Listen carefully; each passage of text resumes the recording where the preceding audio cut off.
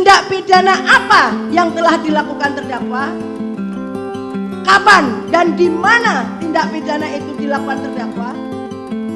Bagaimana terdakwa melakukan tindak pidana itu atau modus operandi? Pada sidang kedua Putri Chandrawati, terdapat satu sosok jaksa yang mencuri perhatian.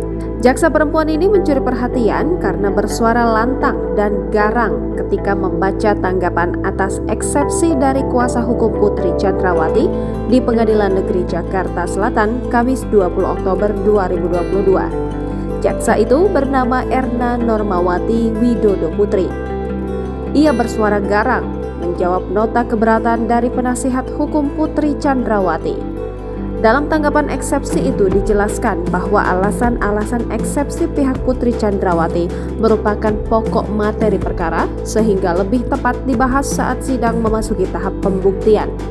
Oleh karena itu, Jaksa Erna dengan tegas memohon kepada majelis hakim untuk menolak seluruh dalil eksepsi atau nota keberatan dari penasihat hukum terdakwa Putri Chandrawati.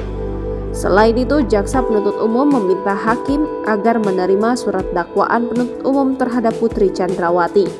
Sementara permohonan jaksa berikutnya adalah meminta hakim agar pemeriksaan terdakwa Putri Chandrawati tetap dilanjutkan. Permintaan terakhir, jaksa memohon agar Putri Chandrawati tetap berada dalam tahanan. Setelah Jaksa Erna membacakan tanggapan atas eksepsi dari terdakwa, hakim tak langsung mengambil keputusan. Dengan demikian, sidang lanjutan terkait pemeriksaan Putri Chandrawati dalam kasus pembunuhan berencana terhadap Brigadir J akan ditentukan pekan depan berdasarkan keputusan hakim. Sebelumnya, diberitakan oleh Kompas.tv, kubu Putri Chandrawati mengajukan eksepsi dalam sidang perdana pada Senin 17 Oktober lalu. Saat itu, kuasa hukum terdakwa menilai surat dakwaan dari jaksa penuntut umum tidak lengkap dan mengabaikan fakta di lapangan. Waktu yang disebut berkaitan dengan klaim pengacara Putri Chandrawati yang menyebut Brigadir J membopong istri ex-Kadif Propam Polri itu tanpa persetujuan. Sebagai informasi tambahan, Jaksa Erna pernah meraih posisi penting di Kejaksaan Negeri. Ia pernah menjabat Kepala Kejaksaan Negeri Denpasar dan Asisten Tindak Pidana Khusus Kejaksaan Tinggi Bali. Tindak pidana apa yang telah dilakukan terdakwa? Kapan dan di mana tindak pidana itu dilakukan terdakwa? Bagaimana terdakwa melakukan tindak pidana itu atau modus operandi? Apa yang dipergunakan, yang menjadi sasaran dan yang dihasilkan tindak pidana itu?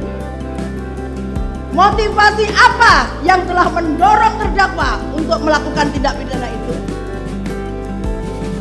Benar hak terdakwa dirugikan untuk melakukan pembelaan diri?